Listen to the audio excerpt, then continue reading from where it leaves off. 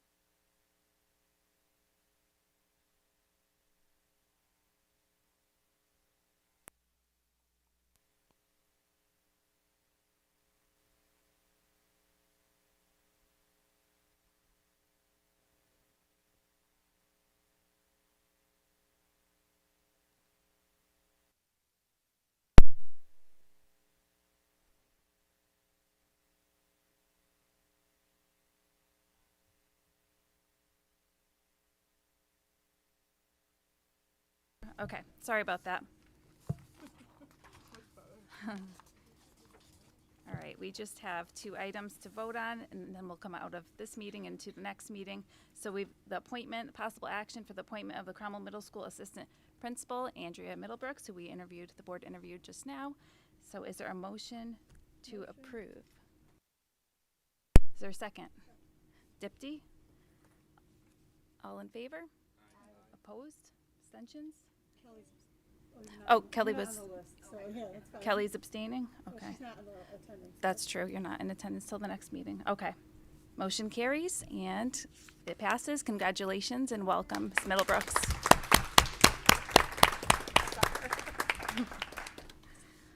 All right. And next, our potential action to appoint the special education supervisor. And for that, we have interviewed Ashley Talman. Is there a motion to approve? Made by Lori Cantwell. Is there a second? By Alan. All in favor? Aye. Opposed? Abstentions? Motion carries. Congratulations, Ashley. We're so happy to have you both here, so good luck and thank you very much. And welcome back. Welcome home. Right? Okay, and we'll adjourn this meeting. Is there a motion to adjourn? Lori, second. Matt, all in favor? Aye. Opposed? Abstentions? Motion carries. Meeting is adjourned at 7:10.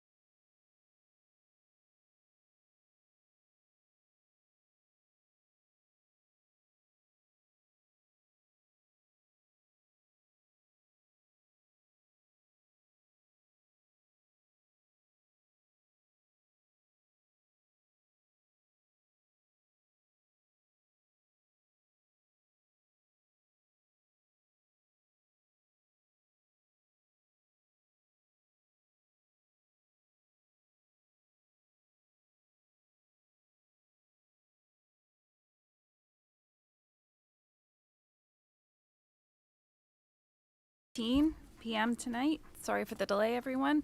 And I just wanted to welcome Lori. She's here this evening, and she'll be doing our minutes. Lori Mangiafico, is that correct? Okay, so welcome. If you'd like to take roll call. Mrs. Cantwell. Mrs. Cloutier. Ms. Franklin. Mrs. Kelleher. Here. Mrs. Lamberson. Mrs. Post. Mrs. Russ. Here. Mr. Schumann. Mr. Zabrowski. Mrs. Arnista. Miss Barry. Mrs. Bingington. Mr. Butwell. Mrs. Burke. Mrs. Chicolia. She's not here. She's not here. Thank you. Coachella. Thank you. Sorry. Here. It's tricky. Mrs. DeMauro. Mrs. DeTuno. Miss. No, thank you. Mr. Cuckle. Here. Miss St. John. Not here. Thank you. Mrs. Lynch. Not here. Thank you. Dr. McLean. Not here. Thank you. Dr. Macri. Here. Miss Mayer. Mrs. O'Leary. Not here. Thank you. Mrs. Shepherd. Not here. Thank you. Mrs. Weisicle. Thank you. Olivia Polkowski. Julia Bay Muradova. Jillian Morgan. Thank you. Jack Drew. Thank you. Anthony Salvatore. Stephen Fortenbach. What? Jack Henenhan. Is there a long list? She, Lisa probably just. Is the they list a probably lot sent longer list than to look around. You don't have to. Yeah, Oh, you I have don't to have put to, okay, that. Yeah. thank you. We have one board of We do- finance member right. here Steve Wagonowski. Steve, okay, Yes. thank you. Thank you. And then I'm told we have a new board rep for the high school, so we have Summer Tatro, if you want to add her to the list. Okay. Summer Tatro, Tatro. Thank you. Thank you to all who could be here tonight. I know it was inconvenient that we moved the meeting sooner, so it's a special meeting for that reason, and we appreciate all that are here tonight. And just before we move on to approving the agenda, I wanted to take a moment of silence. We did have Frank Rasconi as an ECS custodian for 9 years, who sadly passed away last month. So we want to take a moment of silence and just remember Mr. Rasconi for his time here at ECS, and our thoughts and prayers are with his family.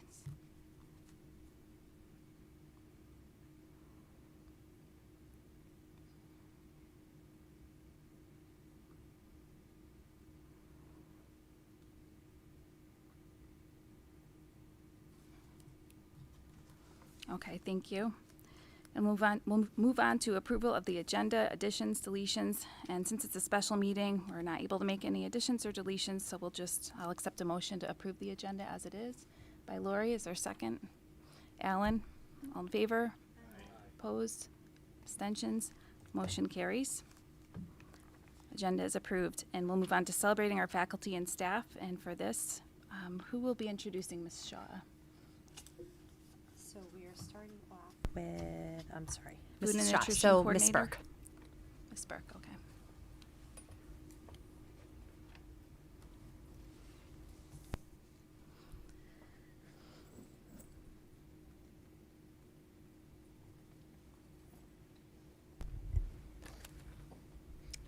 I'm very happy to be here this evening to celebrate Sandra Shaw. She is in charge of our food services department, and we wanted to tell you a little bit about a recent administrative review that we have undergone, Sandra has undergone. The state of Connecticut will come out, the state of Connecticut Nutrition Department will come out once every 5 years, and they do an extensive review of your program from every document you could possibly imagine, all the way down to the nutritional values on your menu. We received notification, I believe it was in November, that we would be audited in May, and it took Sandra 6 months to get all the documents together that are required for this audit.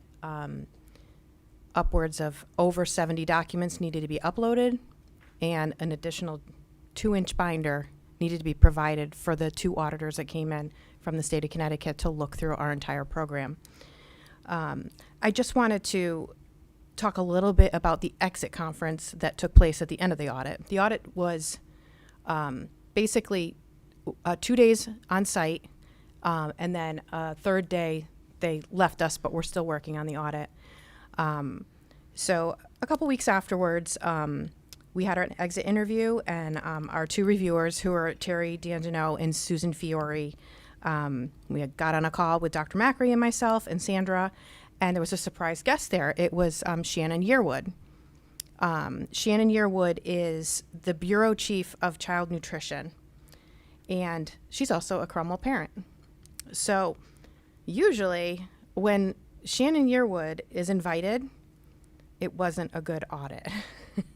But in this case, our review was in the top 1% of successfully completed audits that they had done, and they wanted to be able to celebrate that, so they did invite Shannon Yearwood to be on the call.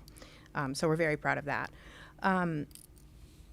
Sandra is very dedicated. She is very hardworking. Most importantly, Sandra cares about our children as if they were her own children. She has worked for Cromwell since January of 2002, and she has held several positions within the food service department. And in 2018, Sandra was chosen to lead the department. It's 20 employees, and those employees are dedicated to serving the kids of this district breakfast and lunch every single school day. For some students, the cafeteria is the place, and sometimes the only place, that they're going to eat, that they're going to have a nutritious meal, and that they can know that there's going to be food for them. Because even in a town like Cromwell, there's food insecurity among our children, whether we know it or we see it or we don't. But that is a fact. And sometimes it's a place where your day is very stressful as a kid in school, and you go and you get a smile, and you get breakfast or you get lunch. And that's very important for our kids as well. And they're amazing. The staff's amazing. We are so lucky here. I'm extremely proud of Sandra's accomplishments. I'm extremely happy that our audit was as good as it was, and we are really, really, really proud of that. I just want to end by saying today, 625 breakfasts were served and 1,300 lunches to our kids here in Cromwell. And that's a Herculean task, as big as a Herculean task of having to put together all the documentation for this audit. So Sandra, thank you for all your hard work here. Sandra, We would you like to could come on not- up so we can properly thank you? Come on up We to the couldn't do podium. all this without you. And our Our and audience can't see you from there. Would you mind walking up to the Come on podium? over here. We have to get you on the camera.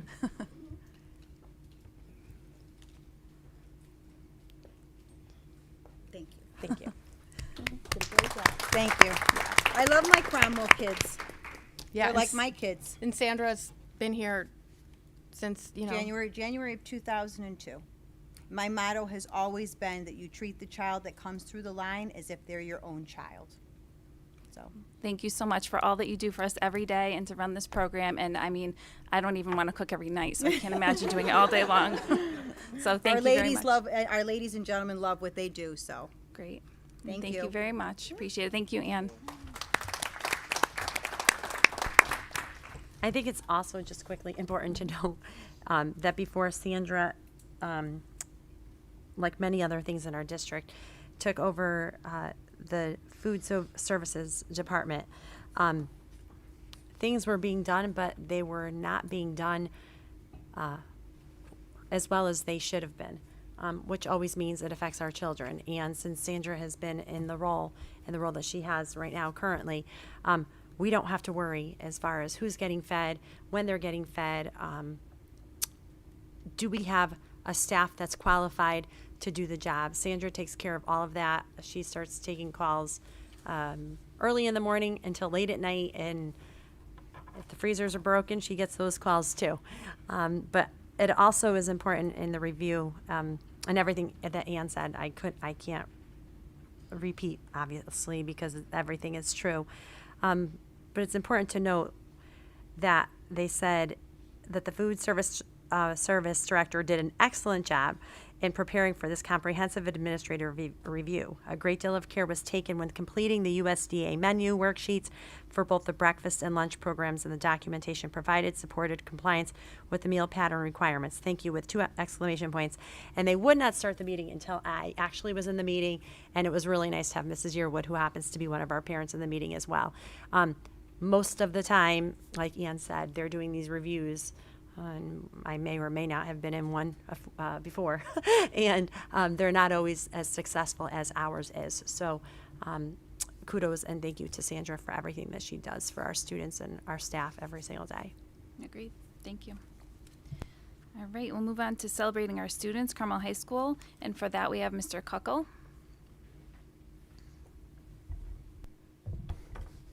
So we were going to acknowledge Olivia Polkowski. She had a prior commitment and couldn't make it as our senior Board of Education rep. We'll make sure she gets that.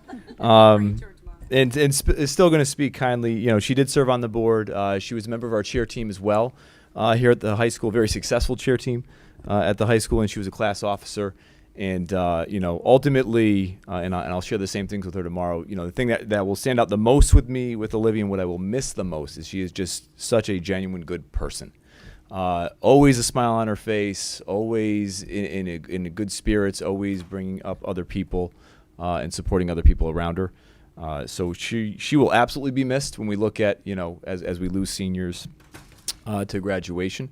And just a dynamite kid, and we certainly wish her the best, you know, in her next venture. All right, thank you so much. And she's been on the board as a student rep for 2 years. We definitely have seen her at most meetings, very dedicated. So we really appreciate that she's been doing that for us. Hopefully it was a good experience for her. Sad that we didn't get to say goodbye to her, but definitely wish her the best. And if she ever has any needs a letter of recommendation, I hope she feels free to reach out. Absolutely. So let's give her a round of applause. Yeah.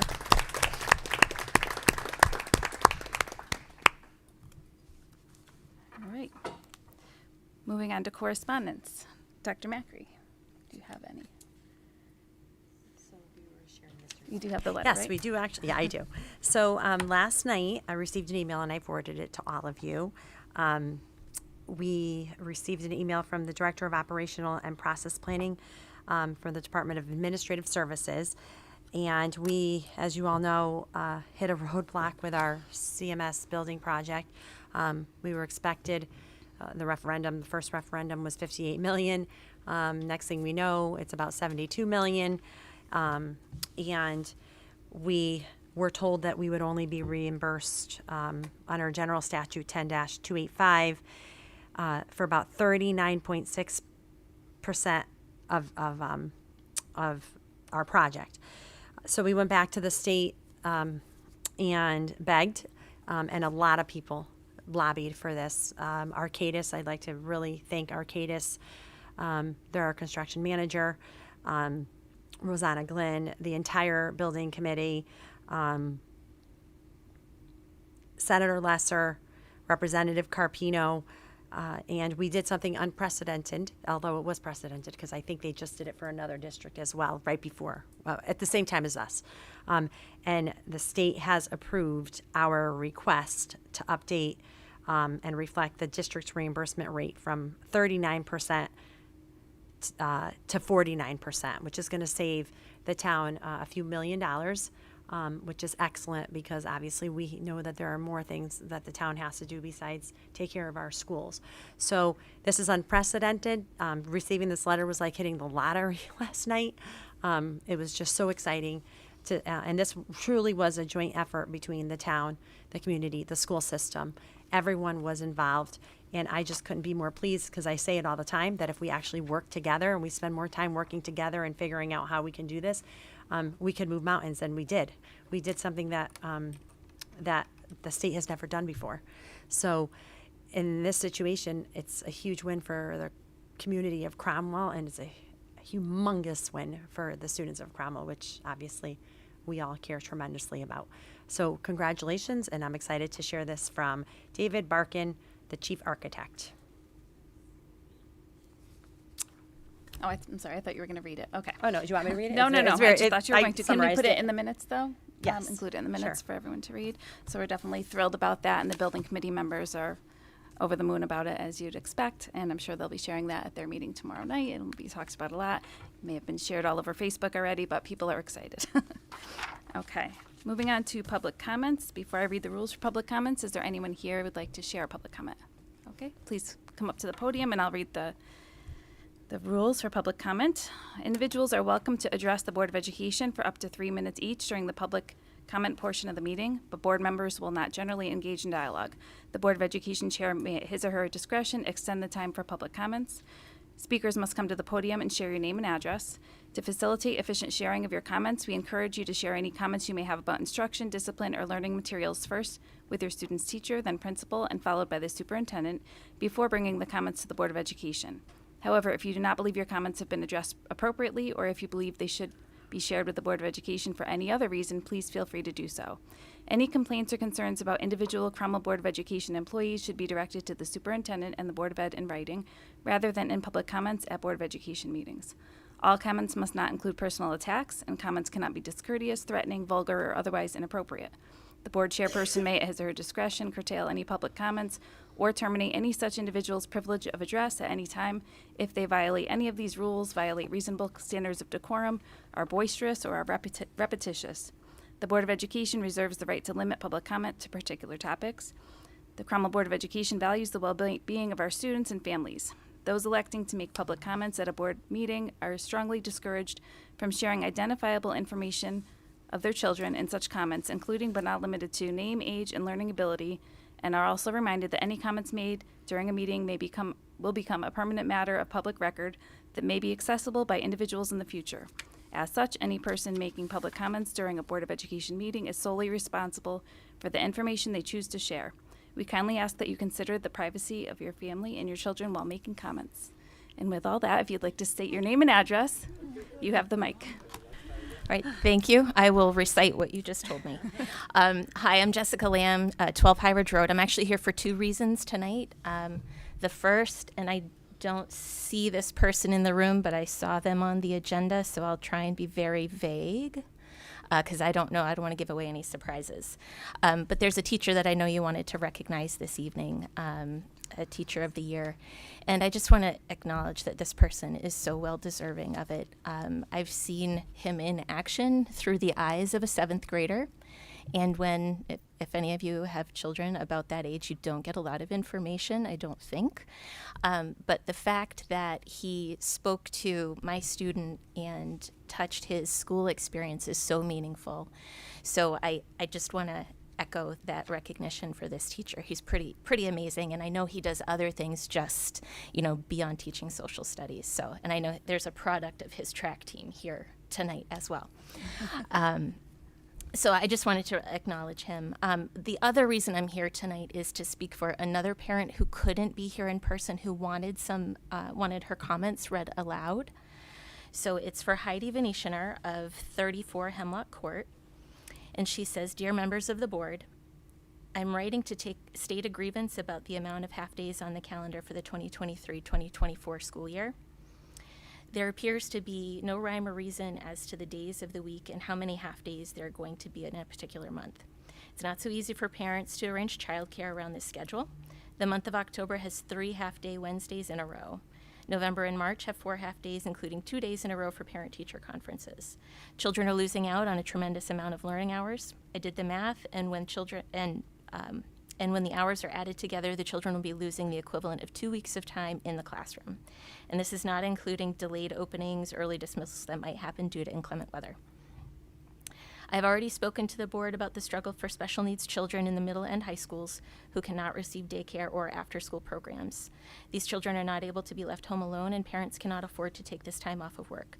While Dr. Macri and Mrs. O'Leary state there's nothing they can do, an IEP is a legal federally mandated document that states how many service hours per week children should be receiving and how many hours per week children should be with non-disabled peers. This is based on a 183-day school year, which the children aren't receiving due to the amount of half-days. It is the responsibility of the district to ensure that the children are receiving these hours, which this calendar appears to show the district being out of compliance. Parents need to work, and these half days are creating hardship. Parents should not have to decide whether to be employed or keep their children in public school. And she asked that the district keep an eye out on the calendar, and are there any things that we can do to change that? So thank you for listening. Those are the two reasons why I came tonight. Okay. Are there any other public comments? Please just state your name and address. Hi, Thank you. my name's Dave DiNovellis. I'm from 23 Franklin Road. I wrote this thing 27 times. I couldn't get it under 6 minutes, so I'm gonna try. I just wrote it as notes, and I'll try to keep it as brief as possible, okay? I'm not here to bash anybody. I'm not here to knock anybody's beliefs, okay? I'm here as a concerned parent because my daughter came home after CMS's, what do we call it, Love Wins All Day. And I have a few things I'd like to express as my concerns. First off, I love the message. I think everyone should feel like they're invited and welcome in a community. I mean, that's how you build a community. It's confusing to me where we went with it. Let me, hold on, I'm sorry. Let me just try to read this. I wouldn't be doing my job as a father if I didn't come here with the things my daughter brought to my attention. Everybody should be accepted. Foundation of what our country is built on, okay? Our country says you have a freedom to believe in what you believe in, and so does your neighbor, okay? And as long as you're not hurting anybody or breaking any laws, live and let live. And I believe that. I truly do, okay? I also,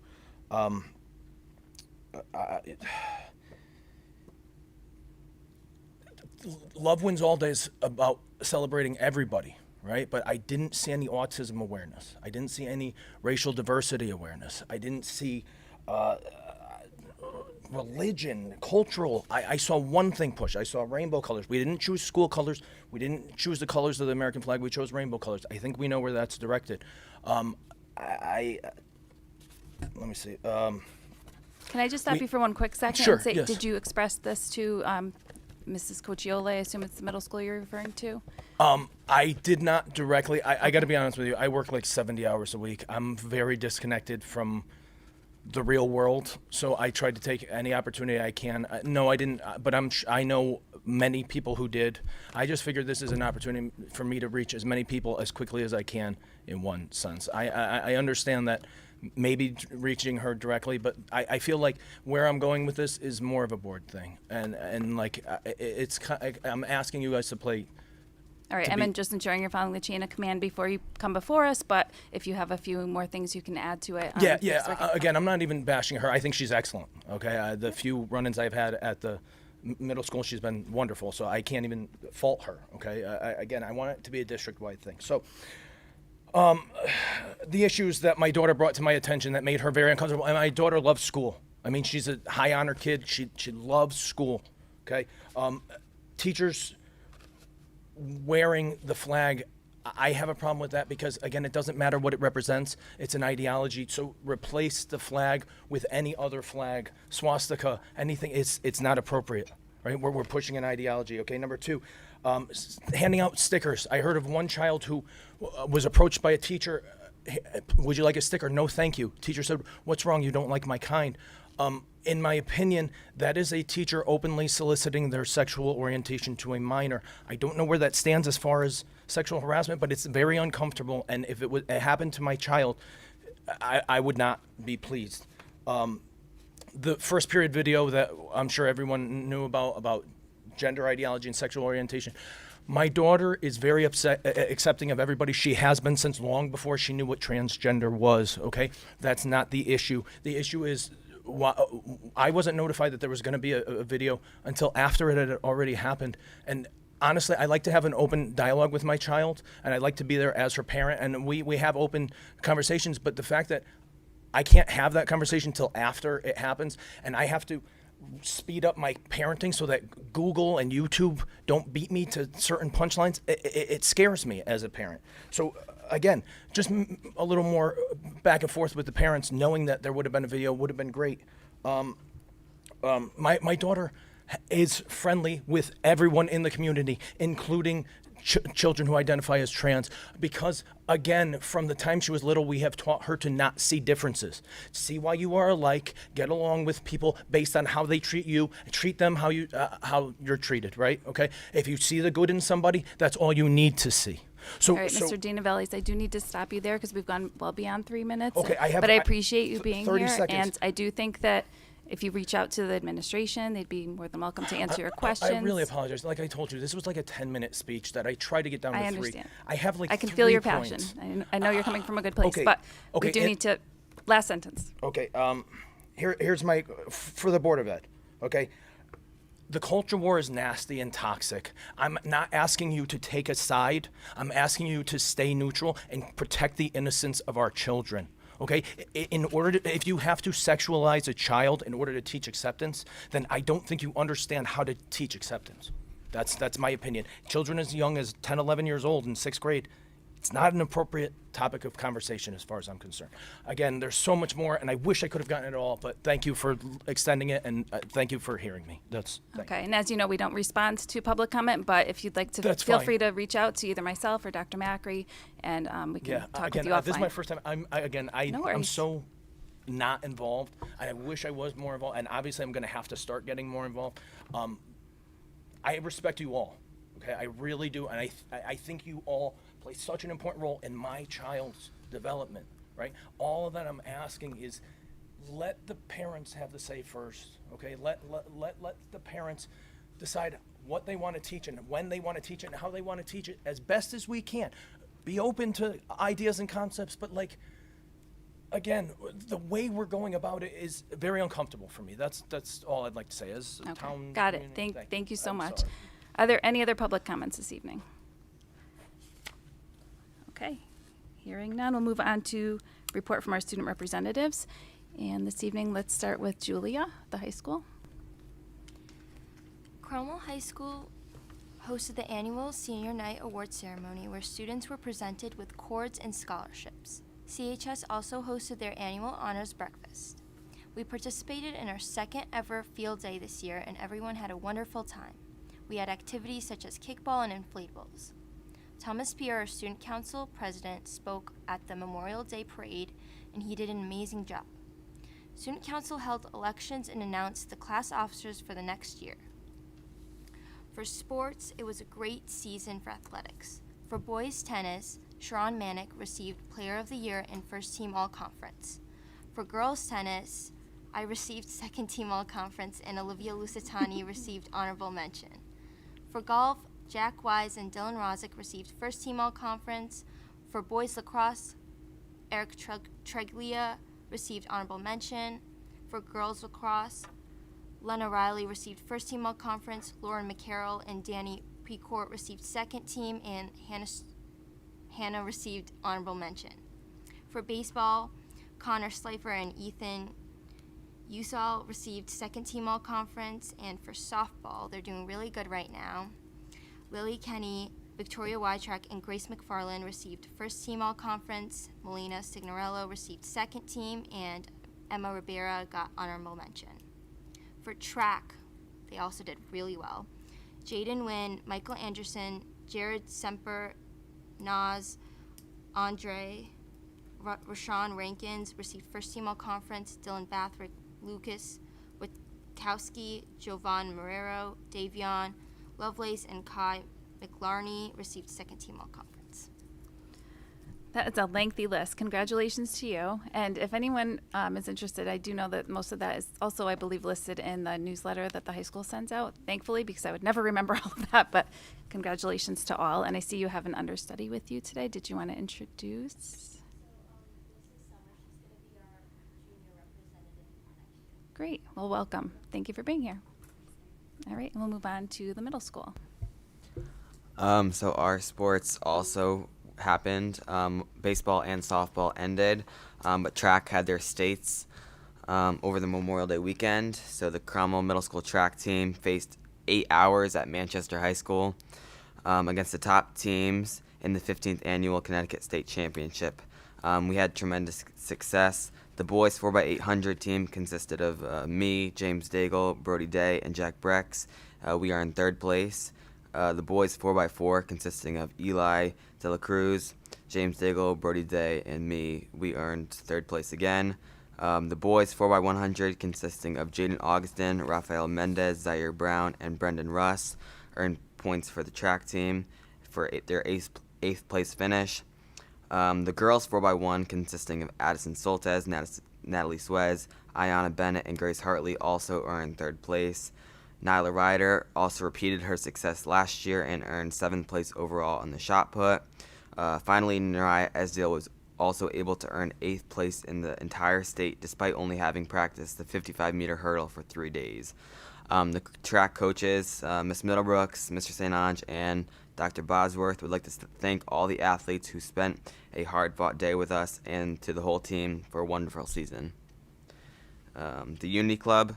The CMS Unity Club hosted the 2nd annual CMS Cultural Fair last night. Based on generosity of our students, we raised nearly $600 for the victims of the Russian invasion of Ukraine. If you missed seeing the wonderful booths or the 4 courageous teachers getting pied in the face, make sure you tune into the CMS Student News YouTube page for this Friday. And then Student Council. So we voted for our 2027 class officers. So the president is Sagar Dave, the vice president Ruja Bhatt, secretary Brianna Marfella, and the treasurer Waleed Mandol. Okay. Congratulations to you on, was it track? Yeah. Okay, congratulations, Jack. Are there any questions for either of our board reps tonight? Okay, hearing none. Thank you all for being here. You're welcome to stay, but I know you probably don't want to, so feel free to leave whenever you want. I know it's the end of the year. Oh, of course, it's the end of the year. They have all of that going on. Sure. Yep. I'm sorry. I just want to say thank you guys before you leave. We do have a gift for Olivia, and I agree with Mr. Cockle. She's an amazing student. Anything and everything she does is just tremendous. But the one thing, and she does a lot, she participates in so many clubs and activities. But ditto to what Mr. Cockle said is she is just an awesome human being. She's just a phenomenal person. As an ELL learner myself, it's not always easy, and she's first generation in this country as well. And I'm just so proud of her success, and I just know she's just going to be incredibly successful as she moves forward, and I cannot wait to see what she does in her future. So I am definitely going to miss her, and I will come find her to come give her her present.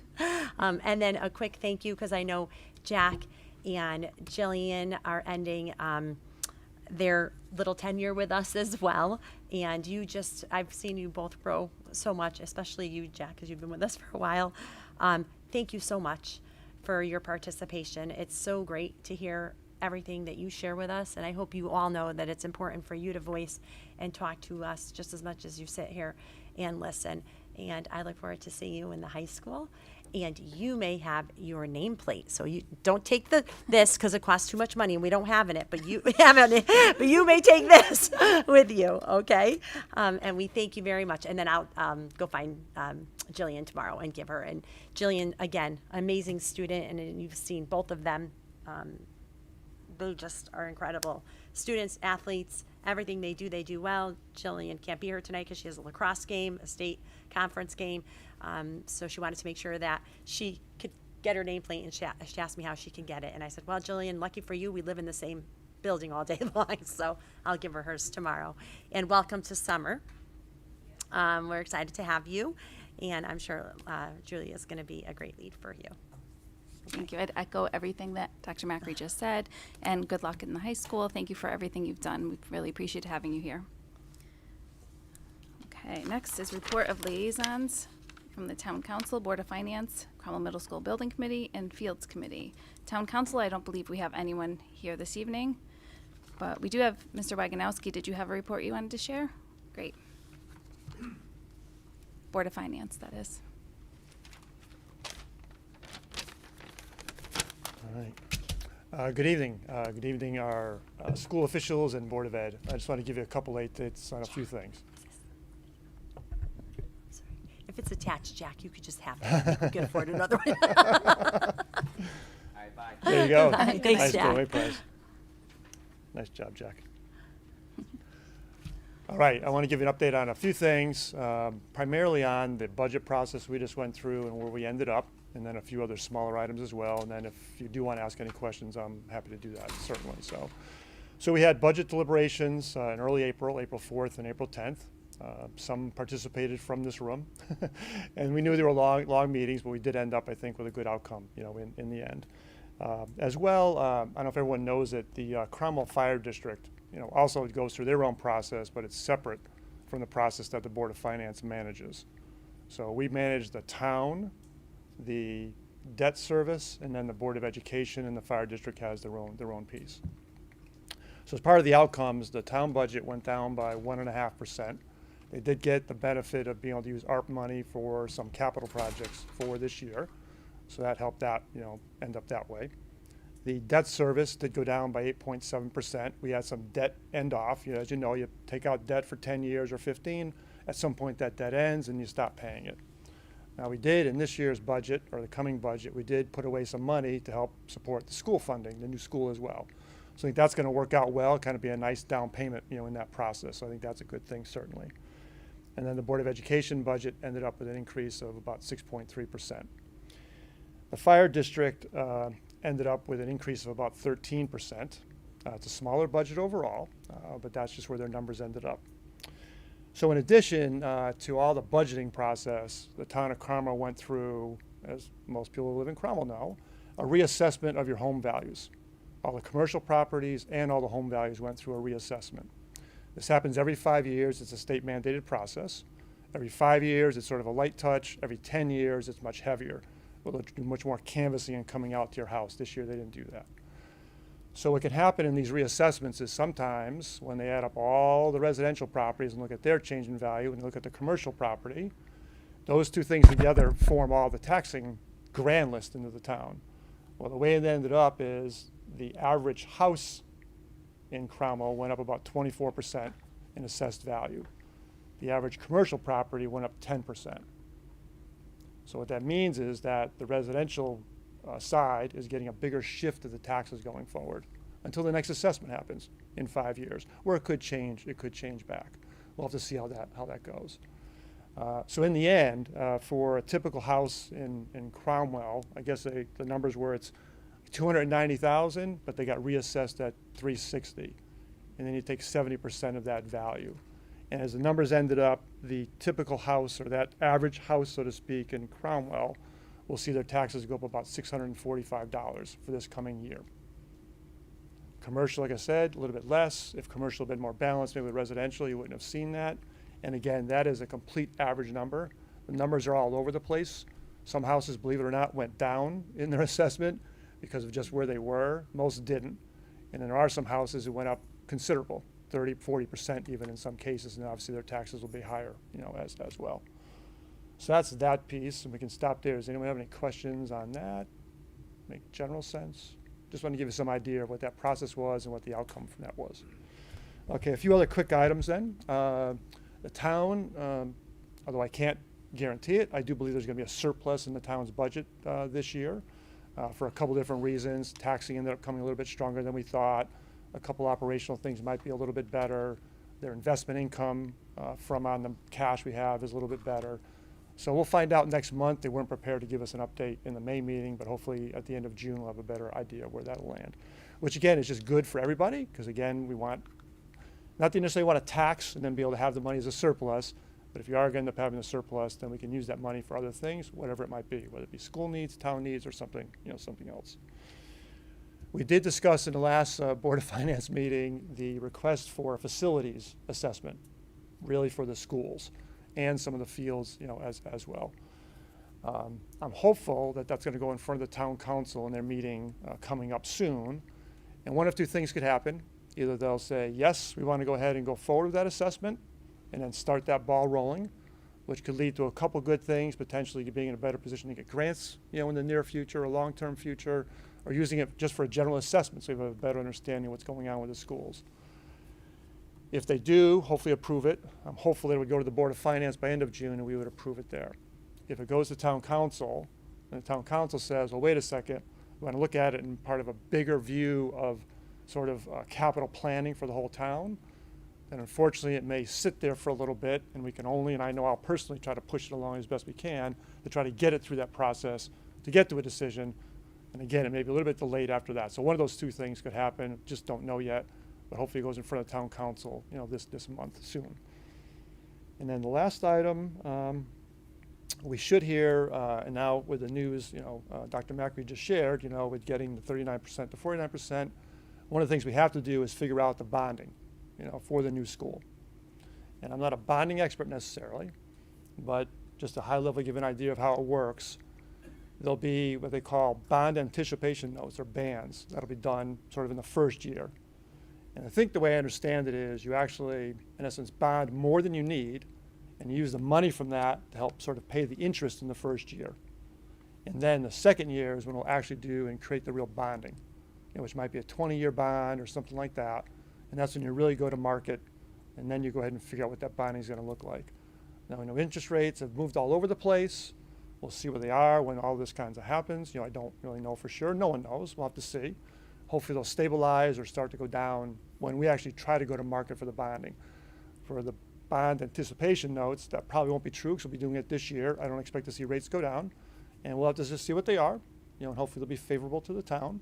And they'll be, quite frankly, there is a lot of interest out there for people wanting to invest to get to these bonds. So hopefully we can go out there at a favorable market rate, get a good rate on that, and then see probably a year from now what it'll look like for the 20 or 30-year bonding that'll happen.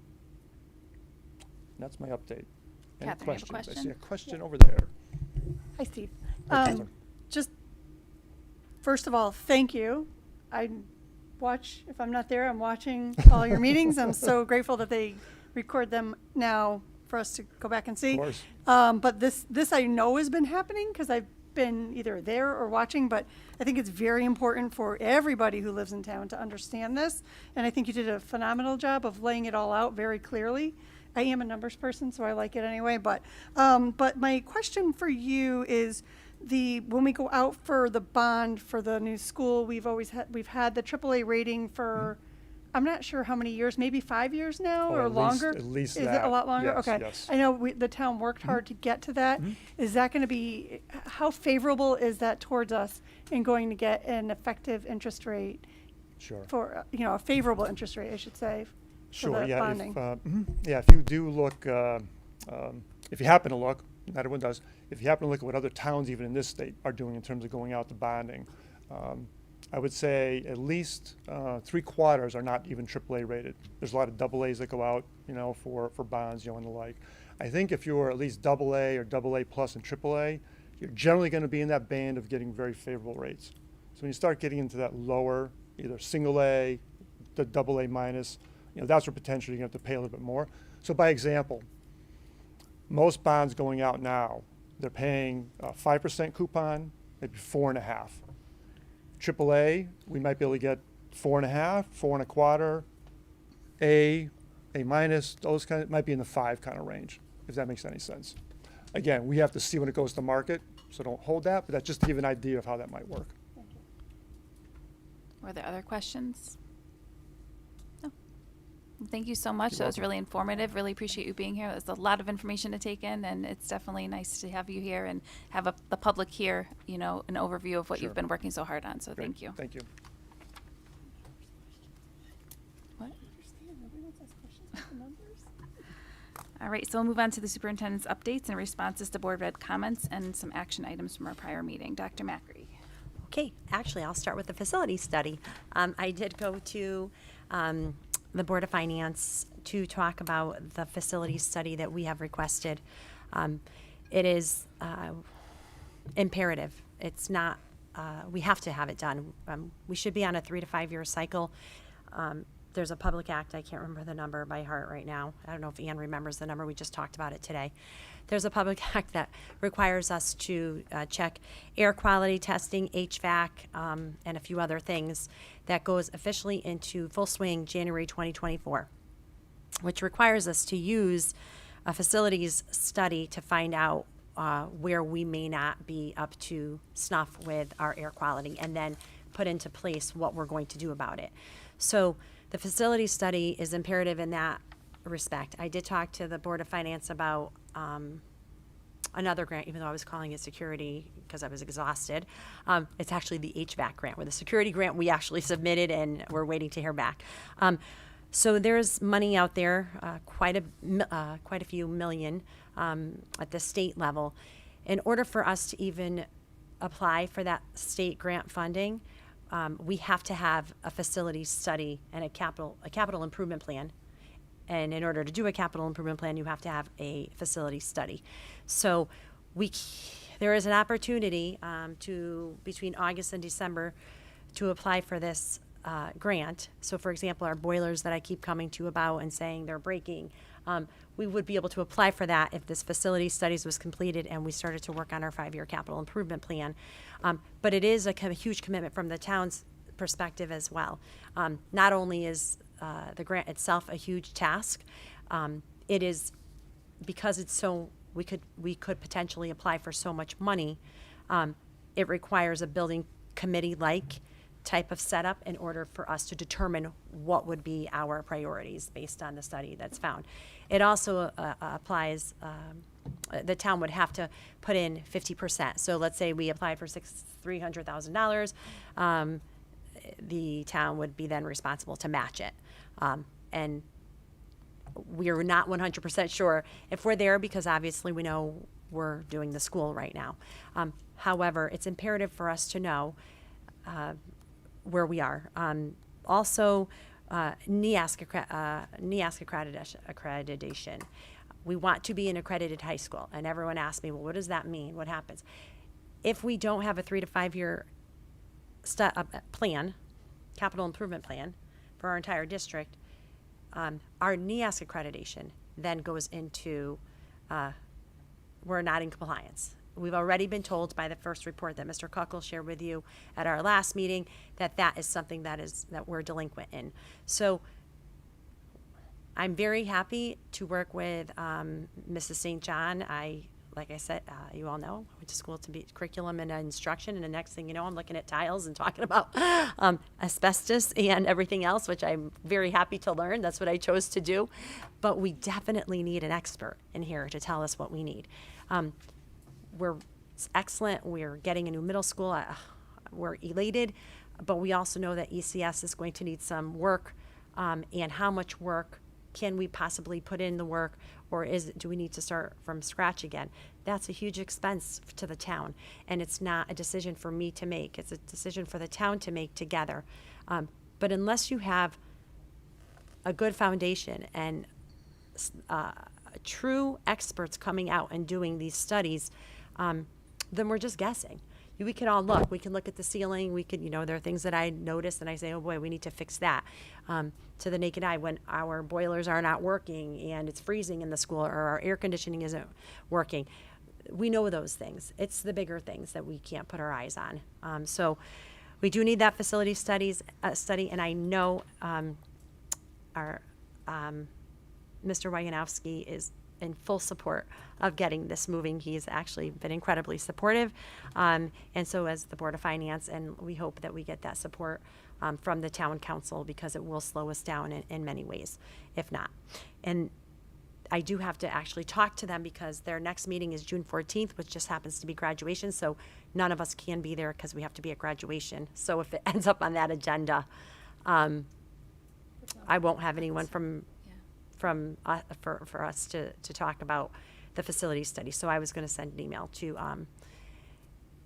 Tony Salvatore and see what we should do. And honestly, the mayor isn't going to be there either because his daughter's graduating. So No, next year. oh, she's a junior. Oh, that's right. Oh, I thought she was a senior. I was thinking she was a senior. So that is something, and I would like to be the person there talking about it with Melinda.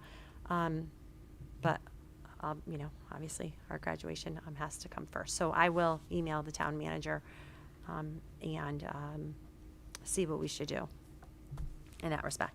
So that's that update.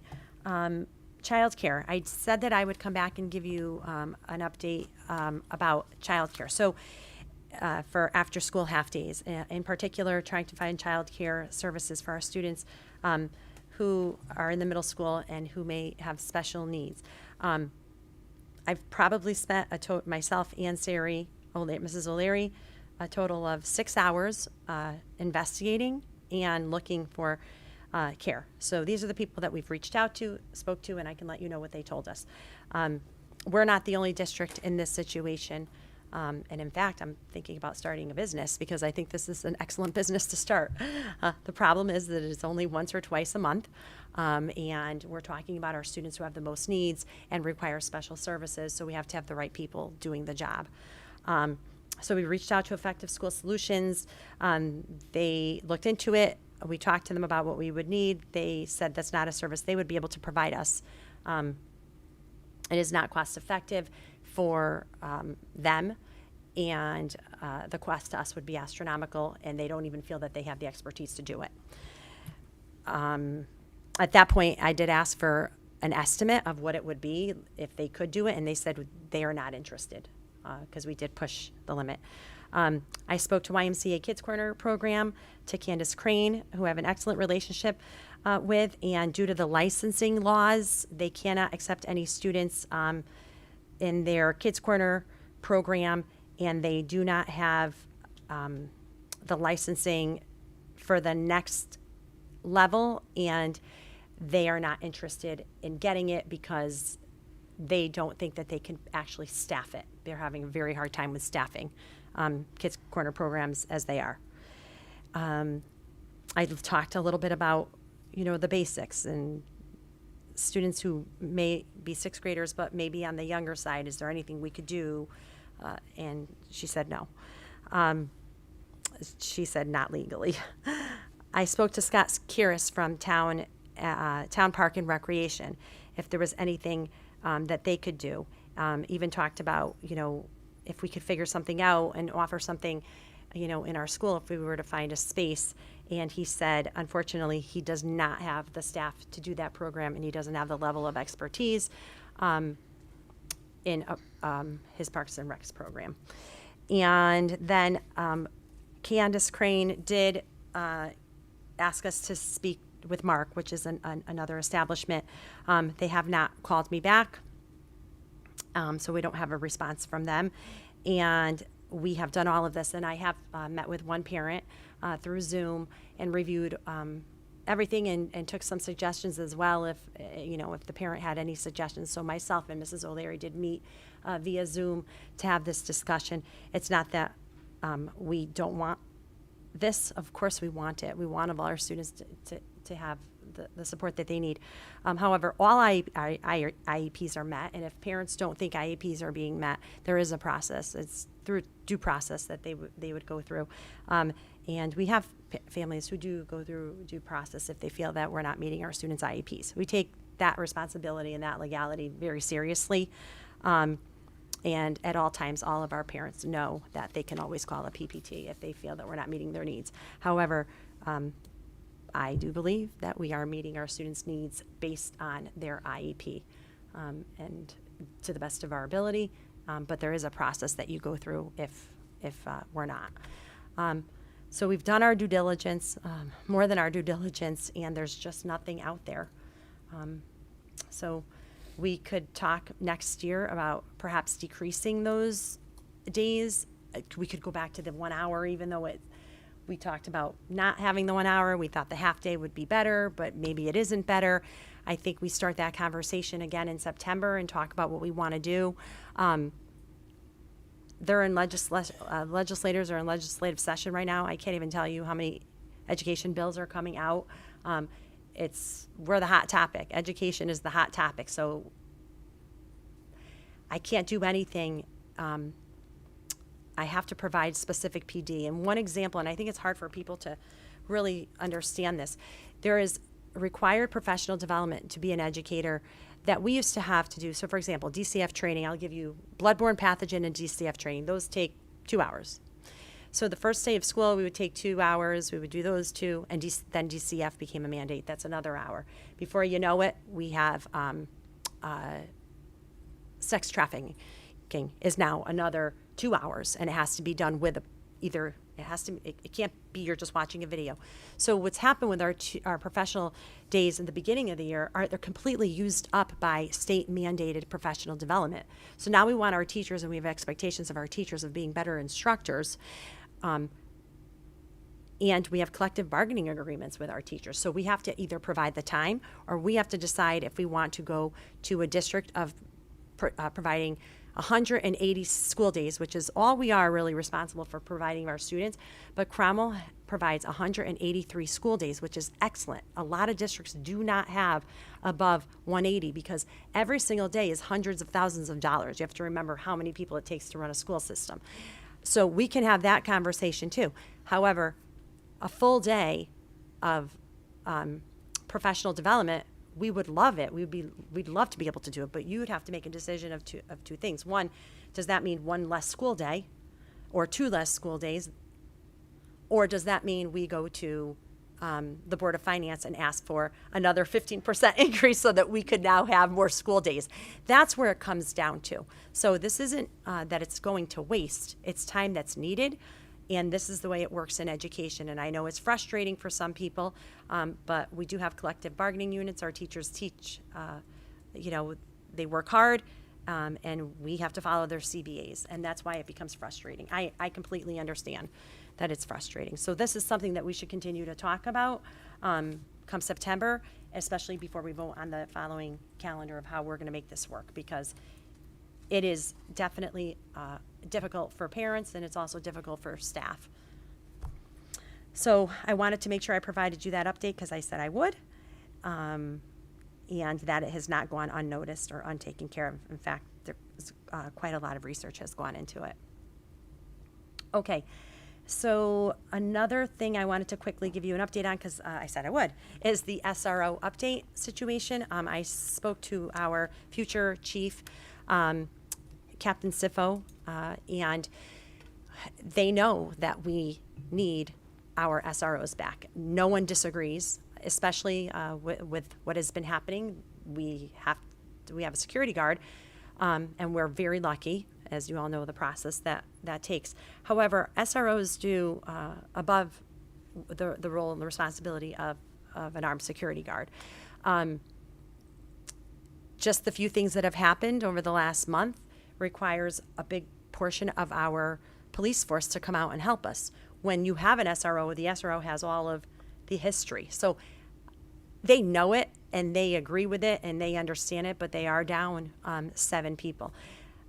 I have made it very clear that I need my SROs back. I don't know what I'm going to do if I don't have them, and they are in the midst of negotiations right now, and we talked about pay being a large problem, and officers going to other districts that are paying substantially more money. And I do believe that our town is going to be very successful in coming up with a plan that helps retain officers and attracts officers. I just don't know how soon that'll be, and September comes very quickly, as you all know. So what I was told is, we know, we agree, we want you to have your SROs. Give us some more time. We'll give you another update. I'll give you another update in July. That's where I left off. So that's it for SRO update. Just 1 second. At the time, they had mentioned something about July being, like there was some reason it was July because they had someone in the pipeline what happened with that? So they had a few people in the pipeline, and I believe out of that pipeline, because now there's been 2 pipelines. So I think the first, and I don't want to speak on behalf of the police, but I believe one person, remember, I think they said 3. I think one person only made it through. Mm-hmm. That person is training. I believe another person had to take a break, but then is back in training now. And they just tested 4 more people, and I don't believe we got anybody, or maybe one person, out of that testing. So that one person that did make it through doesn't necessarily relieve them of one SRO to get back to us. Right now, if the way things are right now, there's 7 officers short. Weren't they 5 before? They were already 5. Yeah, now it's 7, counting the chief. Yeah. There's 7. So now they're I believe they're 7 short, counting the chief's position. So it's just not Do we We want to need get a s- ahead of the situation that might happen if they can't give us any more and have something in the works leading up to July as far as researching other options? Our other option is not one that I love, but we can, is do the secured, the armed security guards like we have. And I think if I could have it both ways, I would have armed security guards and SROs in our buildings. If I could have it my way, that's what I want. Of course, I want a lot. With that being said,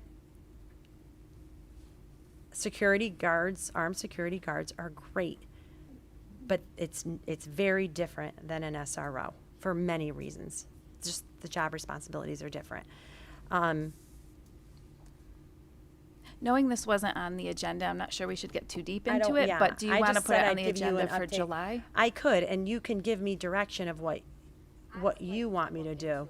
Personally, I'd like to just see it as an option, because if we get blindsided, Right. no SROs, we need a plan B. So I'd like to put it on the agenda for July and have a little bit of, Background available so that we Yeah. can talk about it, right? And Jessica Ritter, oh my God, when she came and spoke to you, she could come and speak to you again about, but the process is the process, and you just have to give me the go-ahead and we'll start the process, really. Because I don't know. I wish I knew. But how much lead time do you need to just get numbers and information so that we could move on it if we So- wanted to? Because of what armed security guards can and cannot do. If we had 2 armed security guards, right, 2 is better than none, 1 is better than none, as we know, I would say 2. And I'm saying 2 because for financial reasons, right? Otherwise, I would say 1 per building, which is quite expensive to do. Then to find those positions. So if you are, for example, our situation is pretty easy. We have an officer who's still in good standing, retired, but he is in good standing. He worked here. So flipping it as soon as we did was very easy. Now, I'm thinking we might have another retired officer who might be interested in the job, and it could be very easily. I don't know for sure. I haven't said much about that because it needs to come from you. That would be very easy as well. Now, if I'm going out and looking on the outside, posting the positions and looking for people to come in, it's not as easy as what we just did with our armed security guard.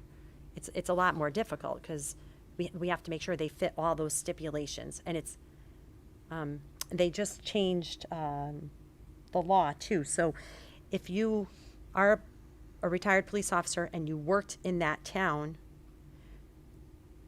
you could work more than your 90 hours that you were supposed to be allowed. They changed that, which is awesome.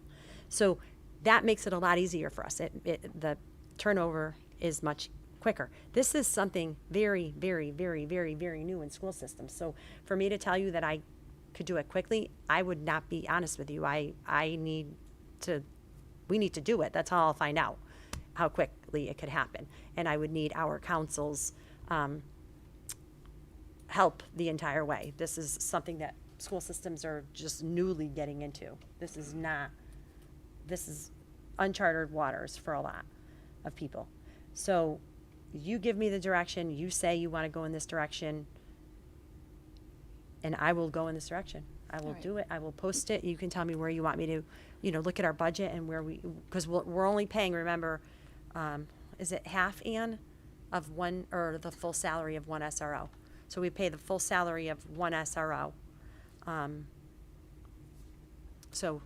All right, we have a few questions going back to Lori. You had one a while back. Do you remember what it was? Yeah. Okay. Do you want to?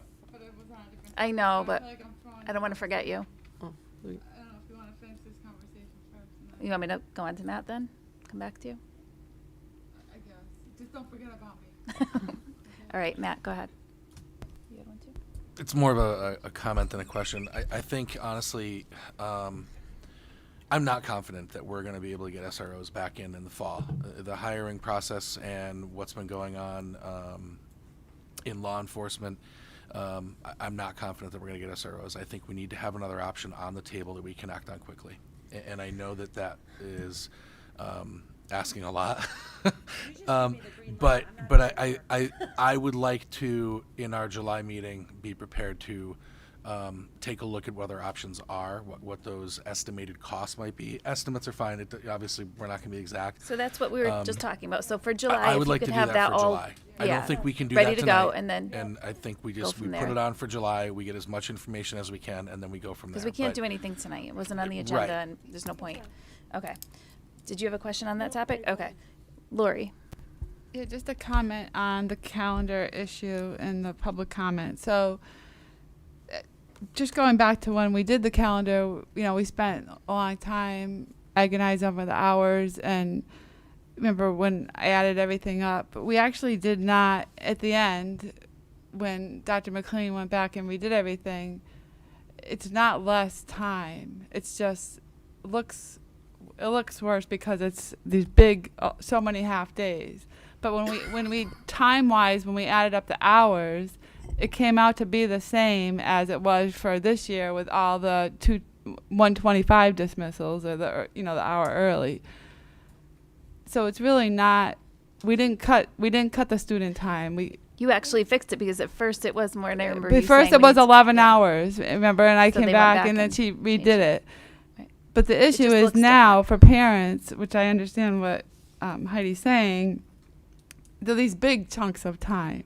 So, and I'm just throwing this out there, did the paras always have PD? Because it seems like they don't always have PD. So if I'm just throwing this idea out there. They do. If they're They have 18 hours now. Okay, so if there was, yeah. I'm just throwing this out there, that's all.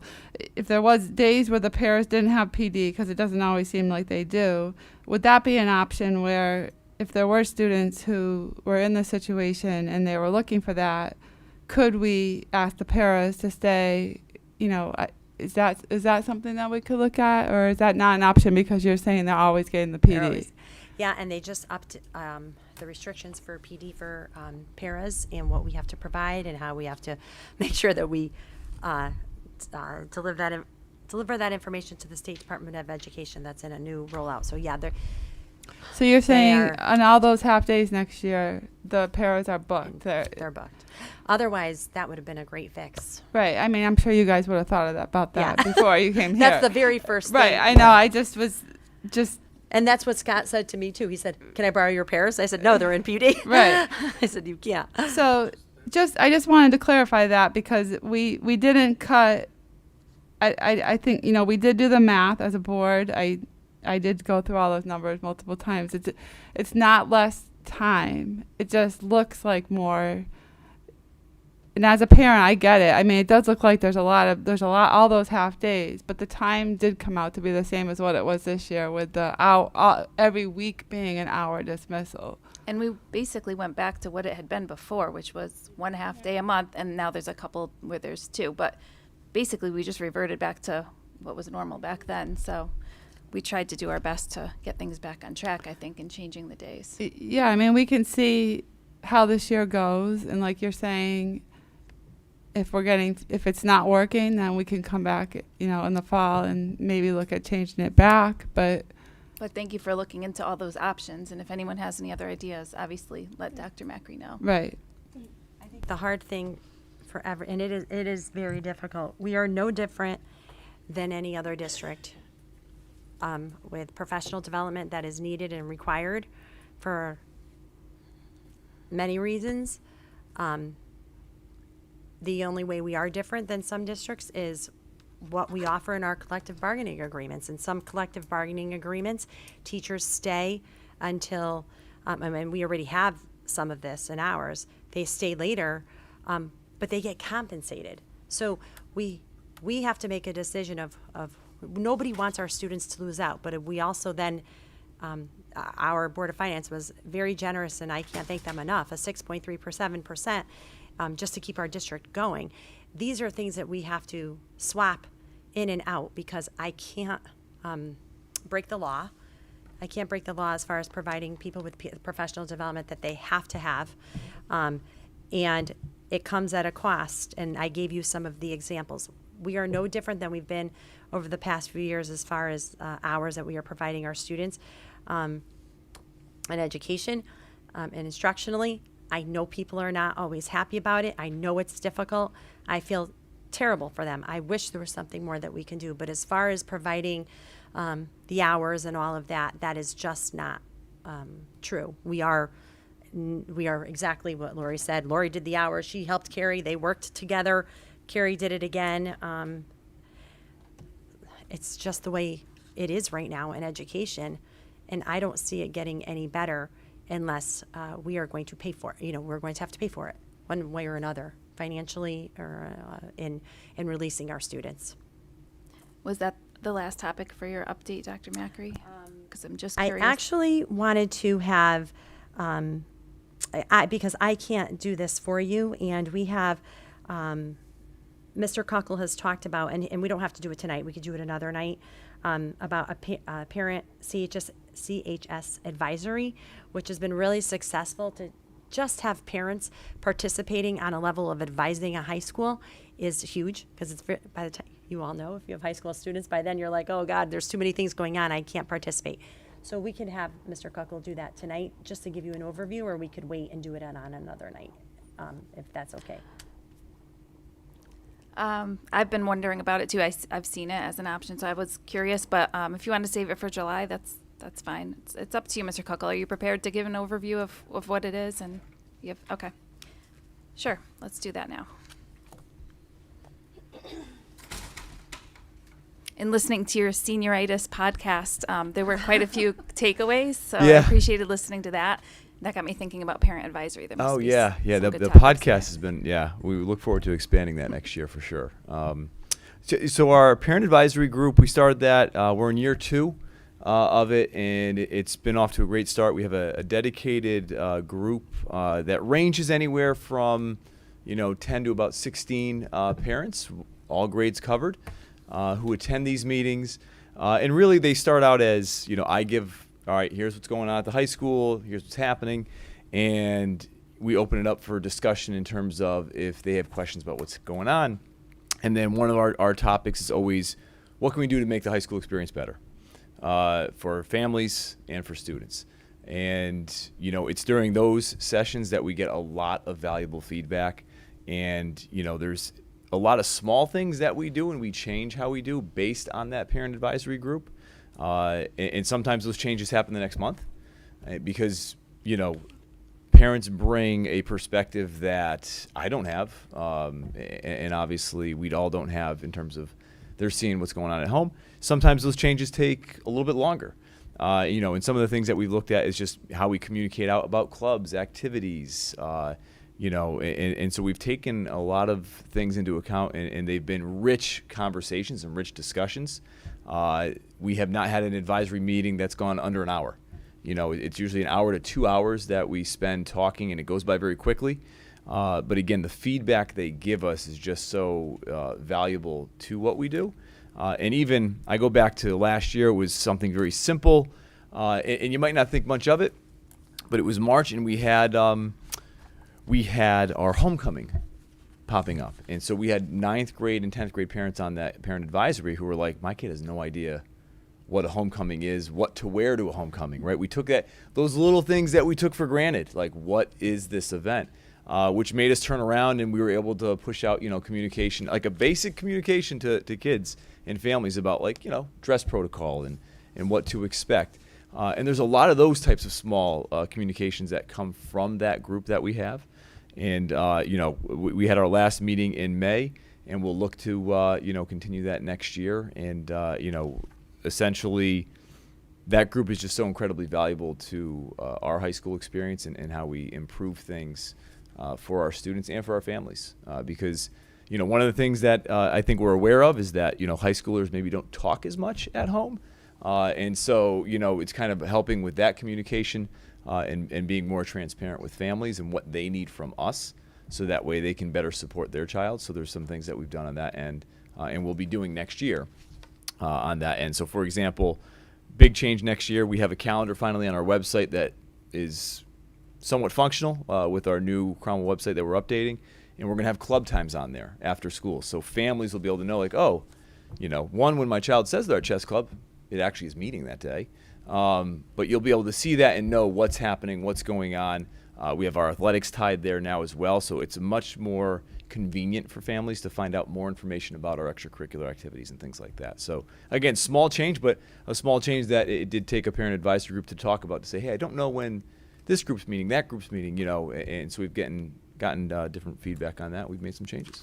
That's really good to hear, and I can see your efforts. I mean, the communication from the high school is amazing, so Good. from my perspective anyway. So do you get the same kind of parents that, not same kind of, but the same group that attends every time, or is it drop-in? So it's predominantly a core group of the same parents. We do have one parent that acts as our, more or less my liaison, who will send out an agenda and seek questions for agenda items. Oh. And it is a core group, but we do have, depending on what's going on, we'll have more of the group show up. But everyone is dedicated. We have, we have good communication with each other on that front, and it's busy. There's things that we've learned obviously along the way where, a lot of our parents are extremely busy, and we actually held our first virtual one last week because I was sick. But we had talked about doing a virtual one because it would just be easier for families, if we can do that from time to time. So, we're looking at a lot of different ways to just increase that engagement with our families and get their feedback for what we can do. Nice. Well, thanks for facilitating that for us. Yeah. Be nice to expand that to other schools at some point, although we do have our PTOs and they have PTO Correct. meetings, so it's just different. But That's our reality. no, we don't instead of have the high that. school group. Yeah. That's what I meant. Yep. Yeah. We have a lot of boosters though. Mhm. But, yeah. All right. Any questions for Mr. Kuckel? All right. Thank you for sharing. All right. From there, can we move on to presentations? Yes. Okay. Yep. Presentations and reports of administration. We have the 2022-2023 budget update, and that was not included in our packets. But I'm sorry, what, Catherine? I'm sorry, it was not included Oh. because we moved the meeting up. Right. I was going to yeah. say that. So Sorry. I just got interrupted. But We could only move so quickly. You do have it in front of you, and we have Ann Burke here to explain it. So if you want to take a minute to look it over really quick, if you haven't had a chance to, and then in the meantime, if you want to present what you normally do, that'd be Sure. great. Yes, it was a little bit too quick of a turnaround for me to get it ready for you in the board packet, but I have been working on it. I actually was working on it today before I printed it out at the end of the day to get it all to you for your review. And we will put this in the minutes, so they're still part of the record, just not in the packet. They'll be in the minutes. So as you can see, we are on track to end the year in a positive manner. I anticipate there's always a few expenses that you don't know about until the end. So while we're at about $17,000 right now, I do anticipate being in the $5,000 to $10,000 range to the good. As we have been discussing throughout the year, the areas that have been tricky for us are pupil services, the needs of our students, maintenance of our physical plant, our buildings, transportation and tuition for special education have been a challenge. And as I mentioned in a couple of meetings, homeless student transportation is a significant issue for Cromwell as well as many other schools. And I don't know what's going to come for next year. Just so much homelessness right now, and we have to get the kiddos to school. So we are doing our best to get us to the end of the year. And this is where we stand right now. Nothing significantly changed, but I'm pleased to let you know that we are in a good place right now. Are there any questions for Ann? Matt.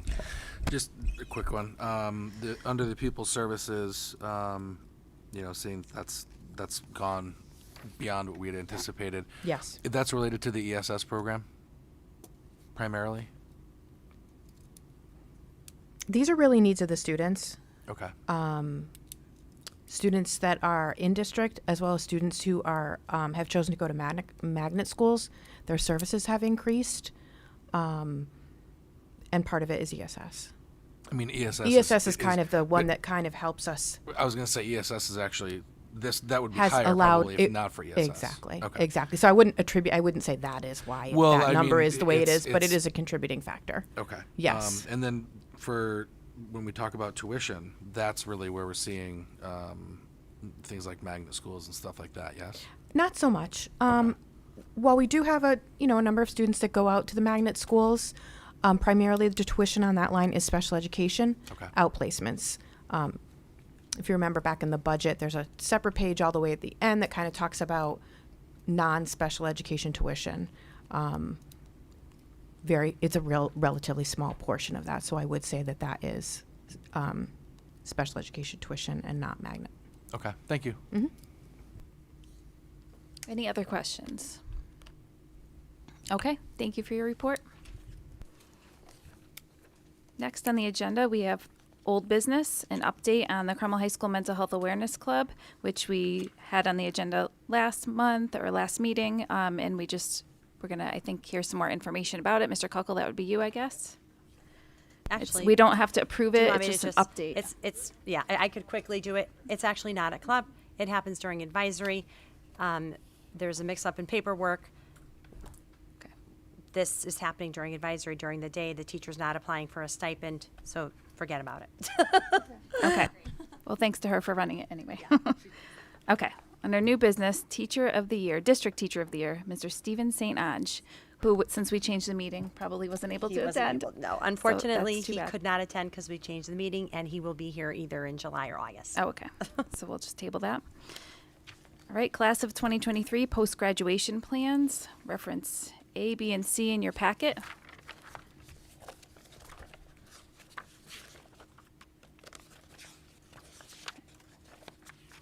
It's always so exciting to get this at the end of the year. It's one of my favorite things. Mr. Kuckel, did you want to go over it at all, or just there for questions? I mean, it really more or less just there for questions. Okay. And did everybody get the memo where we went back over time as well, or no? No, Okay. we did. All right, good. That is in there. Yes, good. Yes. Oh. We went back see that. 2019, just so Oh, thank the you. board Okay. could see just over time, where our students are going in terms of four-year college, two-year colleges. But really, more or less just available for any questions that you would have in terms of our post-secondary plans.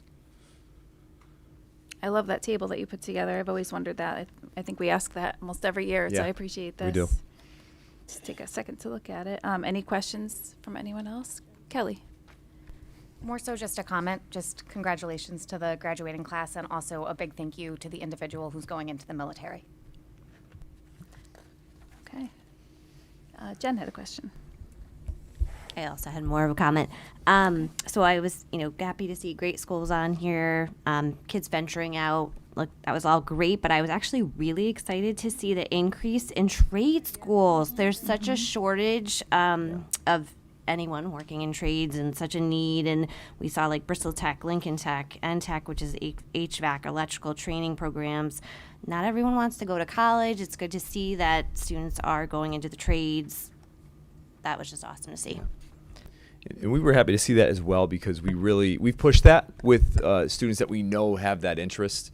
And so it was nice to see that we have a lot of students moving in that direction where it's a perfect fit for them. So we were happy to see that as well.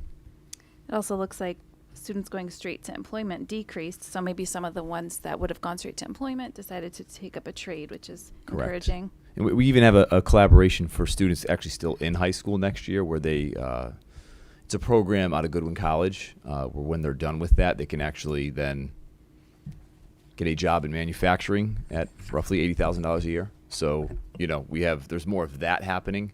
I know, I'm thinking of a new career path.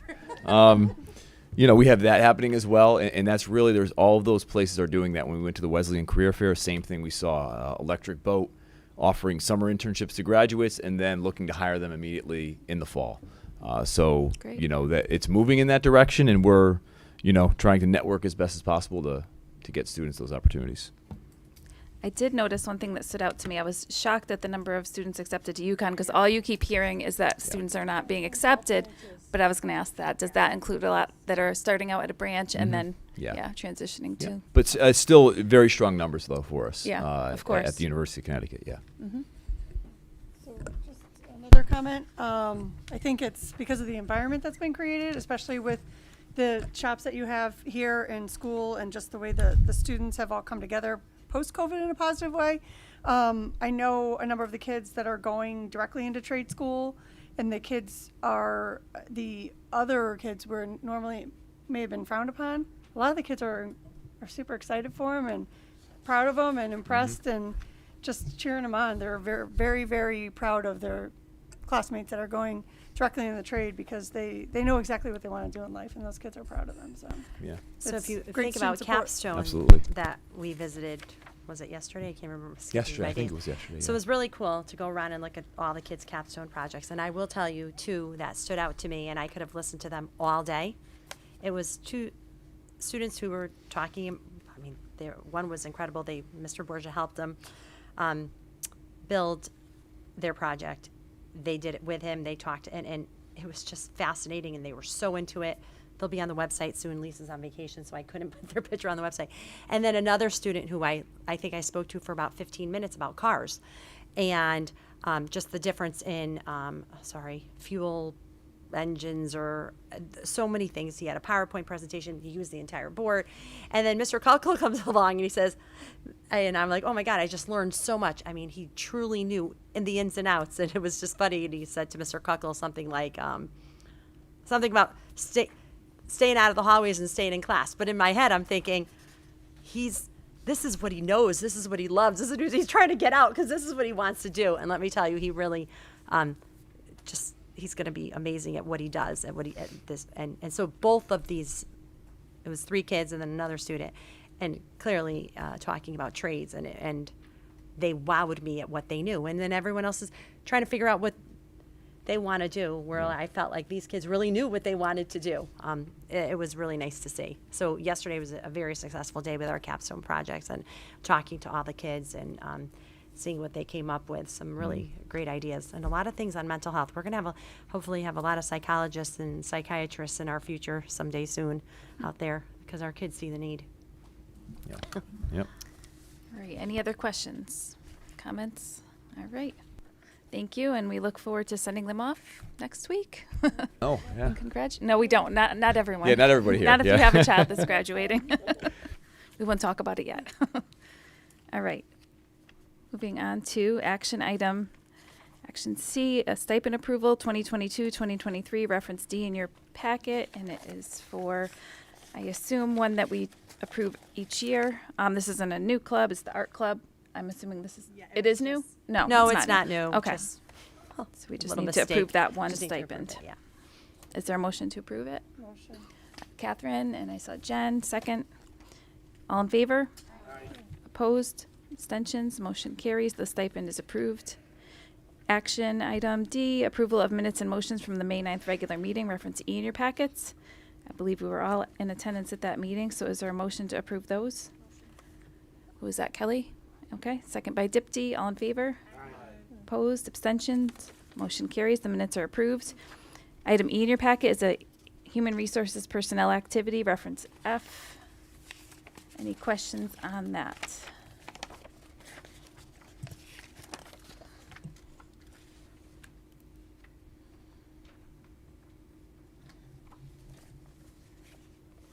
Okay, hearing none, we'll move on to the informational principal reports, reference G, H, I, and J. Any questions on those? Okay. Sure. I was just sad to see that Mr. Borgeson's leaving the CMS, and I just want to thank him.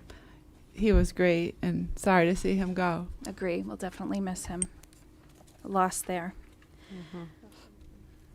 Okay, and moving on to policies, we have none for first read. For second read, we have A through F. Are there any questions on any of those policies? I just had one quick follow-up that you probably have a quick answer for. On item F, just at the last meeting, I think you had said you were going to check on whether or not I did. it's covered. Oh, you did? Okay. It's covered It is. Okay. Then I have no questions. Is there a motion to approve item policies A through F? Dipty, second by Allen. All in favor? Opposed, abstentions, motion carries. The policies are all approved. Board committee reports.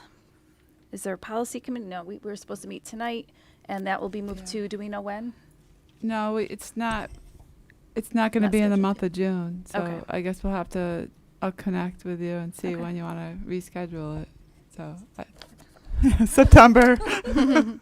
So- We don't have anything urgent that we have to approve at the next meeting? Don't Okay. worry, we will by the time legislators, we'll find out in 2 days of everything that's new on the docket.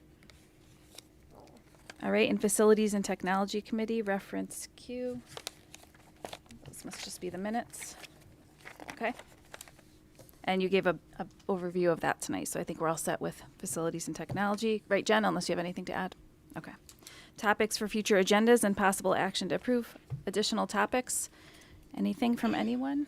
I just want to make sure, because we moved this meeting up, so usually you approve, it's just another formality, all of our stipends, Michelle posted them, they're closed, people applied, she'll have all that together for you for the next meeting, so that's gonna be included in that, just so you know.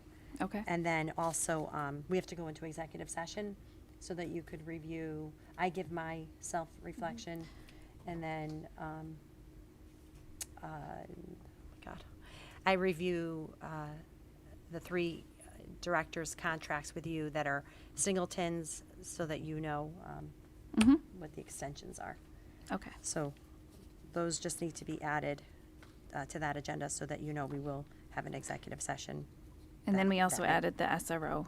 Yeah, so I think I pretty much am clear with what we need to do. I don't think we need Jessica at that meeting, but as I go through the process, if I feel that I do need her, just because I could post for teachers and administrators and custodians and everything else all day long, except this is uncharted waters, but kind of chartered. I think I'm okay, but otherwise I'll talk to you, and then we'll have her in executive session too, so that we can figure out what to do. Should we invite in the chief or anyone from the town side to give If an you- update on their side? If you would like to, and because it's security, I would say an executive session. I don't think it's a bad idea. For July. Okay. We can, by then we'll have a chief, it'll be Chief Sifo. Daskalakapis. I'm gonna get it straight one day. Okay, anything else that we'd forgotten? All right. Then that leaves us with comments, updates, and announcements from board members and administrators. So I'll start on this end this time. Kelly, anything? Dipty? Nothing? Catherine? I just wanted to say that as we're nearing the end of the school year, I'm really excited for everything that we've accomplished this year with all of our administrators and staff and parents, and it's a little emotional for me at this end of the year, so I know. yeah, I'm excited, but it's been a great 4 years for my daughter here at the high school, and thank you to our administrators for that. That's nice. We'll get you through this, Catherine, don't worry. I just want to say congratulations on a successful end of the year. I've been hearing and seeing a lot about the Prisms concert, and so many phenomenal singers and musicians, and I wasn't able to attend, but I saw a lot of little clips on Facebook, so much talent in our school. I love it. Okay. All right, we'll have to get together. And then I want to compliment the staff who went on all these field trips that, I know that like the 7th grade trip ended up coming home really late, later than they expected due to traffic. And then the middle school, I chaperoned the Kwasi trip, and it's hot, and those teachers are really tough because I was tired. So I just want to thank them for getting that together for our kids. They all had a blast. And then good luck to the girls in softball, which I think they'll be playing this Saturday, possibly at UConn. Is that right? Yeah. Yes. Okay, so good luck. Good luck to them. All right, that's all from me. Anything? Okay, Lori, Jen, Matt. Okay. 2. The art show at WIS was awesome. We couldn't stay too long because we had other commitments and sports and all that fun stuff that's been going on. But it was well done, well attended. I mean, I think they were counting people at the door, and they were close to 1,000 when my family went in. So that was really great to see. And then the only other comment is I did hear individually from several different families about the event at CMS. And the impression I'm getting from folks is it's not an issue of not being on board with acceptance of others. I think the feeling was that a number of families felt blindsided. What I heard from several parents was they would have liked the opportunity to talk to their own kids before that event took place. And I just think we want to take that in account with future events, particularly with more sensitive topics. If it's going to be a school-wide event, maybe giving, a pretty good advance notice, and not just like one line in a newsletter, but like making sure that families know so they can have those conversations at home before their kids go in, just so they're not kind of trying to deal with it afterwards. In other words, I think the feeling I got from the families that spoke to me were they would really like the opportunity to talk to their children before the event to kind of prepare them for it. And it was coming more from a place of acceptance, but it was certainly more of a bunch of people felt kind of blindsided. So just maybe being a little more careful in the future with that. All right. Thank you to everyone for being here tonight. I know it was the last minute change, so I appreciate all of you in the audience back there. And is there a motion to adjourn? Motion. Lori, second by Matt. All in favor?